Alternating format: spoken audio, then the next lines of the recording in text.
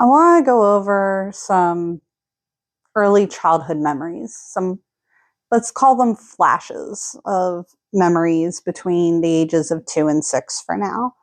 Um, One of my first memories is actually pulling up to this house that my grandmother had bought us, and there was a bridge across the street that went over this river.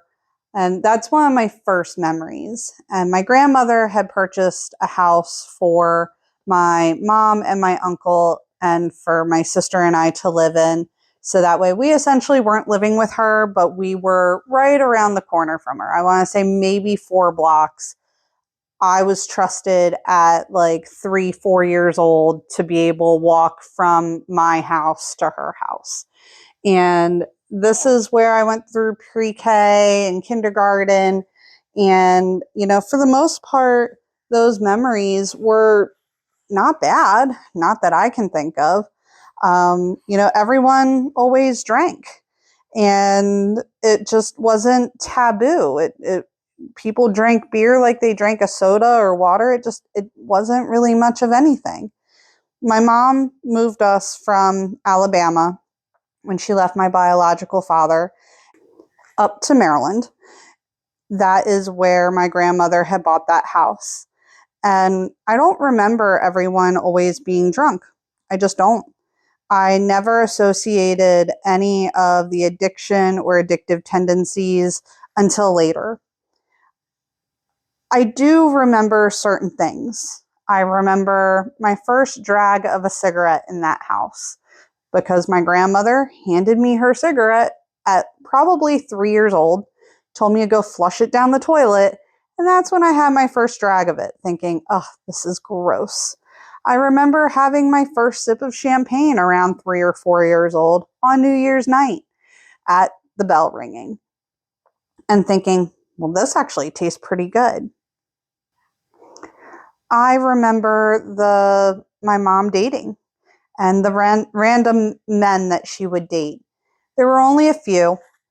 I vividly remember her visiting one of the gentleman friends at a place that we could just easily walk to from our house, being in a lobby, them being behind a closed door. I don't know what they were doing. Obviously, it was something not meant for children because I do remember knocking on the door, calling for my mother, and then being like, you have to stay out there. I also remember going on another, I guess, date with my mother. And my sister tells me that there were sometimes, a lot of times, that I would cry, throw a temper tantrum when it came time to stay with my grandmother. And they would just give in and I would go with my mom. So I'm not sure if this was one of those situations, but I remember going for a drive with her and another gentleman friend, like out in the woods somewhere. And like we pulled over so he could go to the bathroom. And I remember my mom like covering my face so I wouldn't see him, but her also looking very deeply. I also remember another gentleman who I believe he won the lottery. Not a lot of money, not like a billionaire, but like maybe like 20 or $50,000. And he treated my mother very well and took us out to nice dinners and things like that. But then there was also another gentleman who ended up becoming my dad. And he was a friend of my uncle's from work. He came over to have a beer after work one day and he met my mother and just utterly fell in love. And he was a wonderful man. One year in particular for Christmas, my mom could not afford Christmas gifts. I think she was giving my sister like a coloring book and some crayons, and that was it. And we came home from Christmas Eve dinner at my grandmother's to a tree completely decorated with gifts under the tree for my mom and myself and my sister. And, if it wasn't for him, we wouldn't have had a lot of the wonderful things that we had in life. He ended up marrying my mother and also adopting me. I do remember going down to Alabama in the summertime for visitations with my father, Sometimes he would come and get me. Sometimes my grandparents would come and get me. I, remember being able to spend time with all of them down in Alabama for a pretty long duration of time. I remember being close to the neighbors when we lived in that town, which was a little bit more like a city, they call it, but it's not like a city like New York City or Baltimore City. It was always a very small city, population-wise only. I remember my uncle and my mom having lots of friends. I remember having a birthday party where they were all there. They gave me all toys. And one of those friends took my mother out on a date with me and took us to the circus one time. I have some pretty good childhood memories from then. But this was between the ages of 2 and 6. I remember all the kids coming over to our house because my mom was the only mom in like the whole town that would let their kids watch MTV. I remember my kindergarten classes were always in the afternoon because my mom would not get up early with us. But I also remember my uncle having some drunken tendencies and throwing my sister into a refrigerator because her grades weren't great. And my sister always struggled with grades. I remember my mom smashing plates because she was going through some emotional breakdown. I remember my mom spending quite a lot of time in what was considered the mental institution of the VA hospital, mostly because of seizures and migraines that wouldn't go away. Hindsight being 2020, we're now realizing that a lot of those drunken tendencies that she had, where she would go on, say, a drinking binge, were the cause of those migraines and seizures. And so sometimes she was in the mental institution because they didn't know where else to put her, so she would dry out. My adopted dad wanted to give us the best life possible. One of the things that he did was he bought a house right in front of his family farm out in the country to try to give us a better life, to get us away from my uncle, to get us away from my grandmother a bit, because her and my mom sometimes, oftentimes, fought about the most random and stupidest things. But sometimes she was fighting on behalf of us. But once again, there were also some bad memories that I remember, but they're not exactly memories as much as they're flashes. Like I remember a little boy trying to grind up into me and touch me on the bus. I remember one of our neighbors trying to make me touch him. Being 4 or 5 years old, you don't know any better. But I do remember being very excited to be adopted. I remember being very excited that my parents were going to get married and that we were moving to a new place. I wasn't too happy that all my toys couldn't come along with, but I was always promised they would always have a home in the other home that we had because my uncle was going to stay there for a very long time. Like I'd said before, I never associated alcoholism, drug abuse, anything like that as an early child. I didn't know any better. But now hindsight is 2020 and I can look back and say, oh, yeah, no, mom went on a drinking binge then. Or, oh yeah, I remember that. And now I know why. Some of the reasons that I know why is also because I have her medical records. So I can kind of put 2 and 2 together now. One of the things that I can now put 2 and 2 together with would actually be the day my parents got married. And I didn't know this at the time because, once again, hindsight's 2020. But we had been getting hyped up and excited about my parents getting married. I was scheduled to have the day off from school. We scheduled to go to the courthouse. We planned this party for afterwards at my parents' home that my dad had just bought for us. And one day, my dad and I were sitting down talking about some things. And he said, the day after we got married, your mother walked down the stairs and said, what happened? And she saw the wedding cake on the dining room table and did not remember, couldn't remember that they got married the day before. She was so blackout drunk that she couldn't even remember getting married the day before. And what I can never still grasp to this day is that how much had she been drinking? Because we had been hyped up about this. I was scheduled to be out of school that day. This was all planned. It wasn't a spur of the moment thing. We knew this was going to happen. And she didn't even remember that it was supposed to happen. Nevertheless, that it happened. And to this day, I honestly feel absolutely heartbroken for him because that's not how you want to start any marriage. And that's not how he was anticipating his marriage to be to my mother, full of drugs and drunken stupors and not remembering things and acting completely out of whack to not remember it the next day and act like nothing ever happened.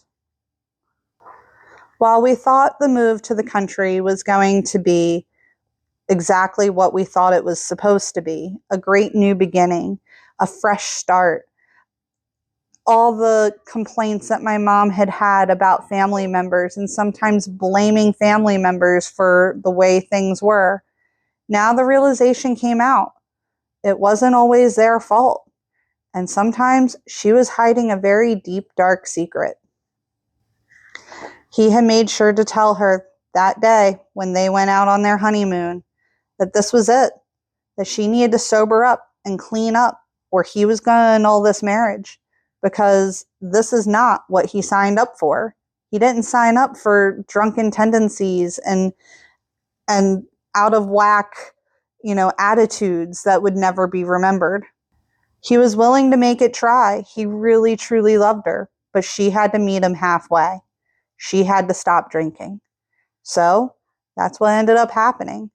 After that, I don't remember a mom that drank that much when I was too young. Looking back hindsight, though, to find out she was hiding a much deeper, darker secret.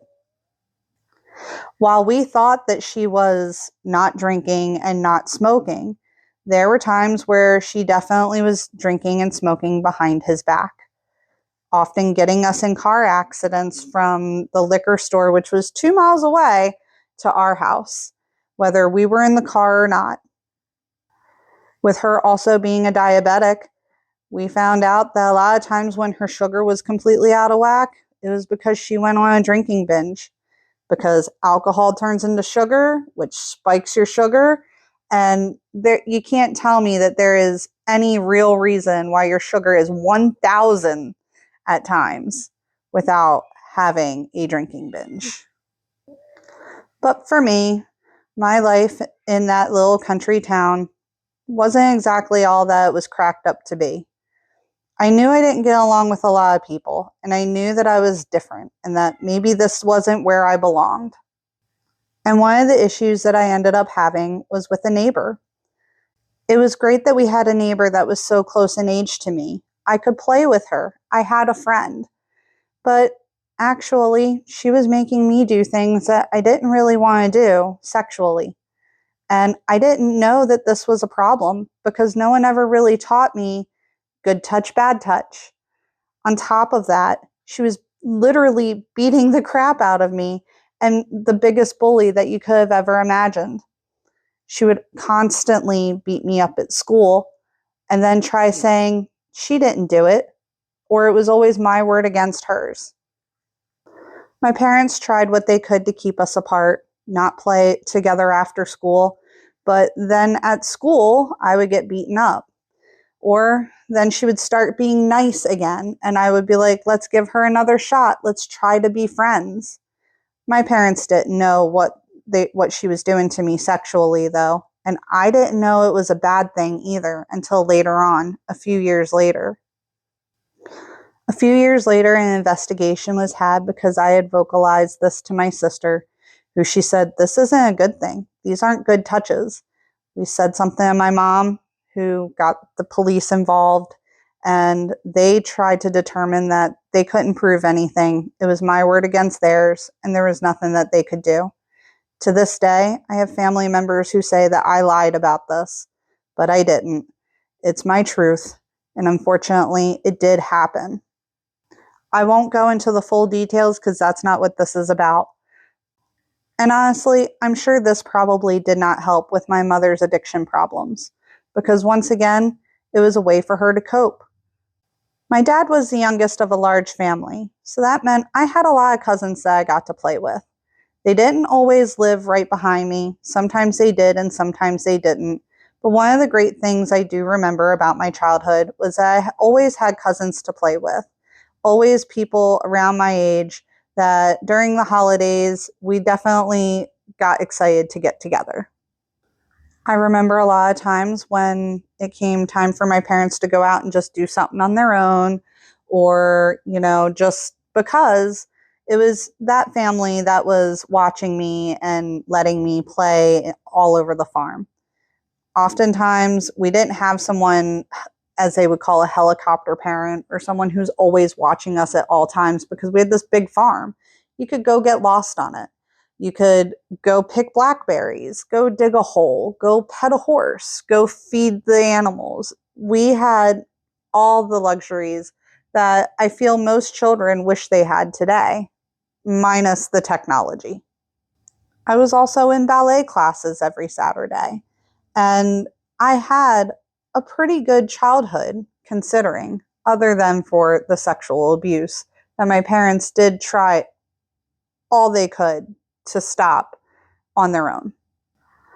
But oftentimes, my mother did not wake up with us in the morning to get ready for school. My sister was 8 years older than me, and she would make sure I was awake to get to the school bus, but then she had to get on the school bus herself. It was our responsibility to make sure that we were dressed in the morning, on the school bus, at school on time. Shortly after my parents got married, one of my first memories of the paramedics coming to the house was at 2 in the morning, and my mother was having some weird grand mal seizure where she was flailing her arms and legs, screaming at the top of her lungs, and it just wouldn't stop. We consider it a seizure, but really we think it was probably some sort of mental breakdown. And honestly, it was a drinking binge. It was one of those situations where Joe started realizing at first that he didn't know if she was going to be able to stay sober. And I remember it being 2 in the morning, and the paramedics are coming in, the fire department's coming in, and they're just telling me, it's okay, just go back to sleep. But how do you go back to sleep when your mom is flailing like a fish and screaming like a banshee in her bedroom? The next morning, my sister got me ready for school that day. And that's when we realized I'm going to have to take care of myself in the morning and actually feed myself breakfast and get myself dressed and make this all happen.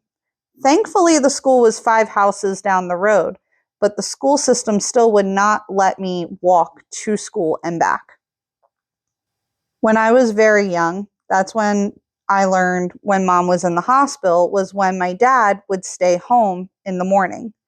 I would wake up, I would find him sleeping on the couch.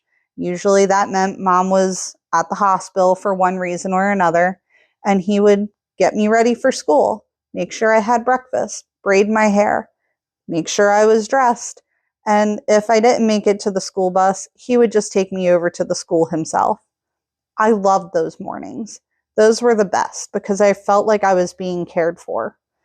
I didn't know how to make myself breakfast. I didn't know how to do certain things. And honestly, it showed in my weight. I was always a very skinny child with an eating disorder of some sort, simply because I really didn't know how to care for myself in that way. And most 6 and 7-year-olds really don't know how to care for themselves like that. They know how to tell you that they're hungry, but do they know how to make their own breakfast and pack their own lunches? Not always. After a while, though, it seemed like mom was getting the hint. She was seemingly sober. She did a lot more arts and crafts. She liked doing paintings and cross stitch. She loved to swim. we learned that mom, as a person, loved to do certain things. She was working at a bar part-time to bring in some money, and we have a feeling that during those times, she definitely had her fair share of drinks. But she also got the chance to read a lot of Stephen King books too. Around the age of 11, 12 years old, they decided that they were going to remodel the house. With that being said, we went to go live with my dad's family at the farm for a while, and this was when I wasn't being the best of children. Once again, I won't go into full detail, but I knew that I wasn't being a good child, and it probably wasn't helping my parents in any stressful situations. My mom and I went down to Alabama so she could visit some friends of hers and I could see some of my biological family. And I remember not really seeing my mom a lot during that vacation.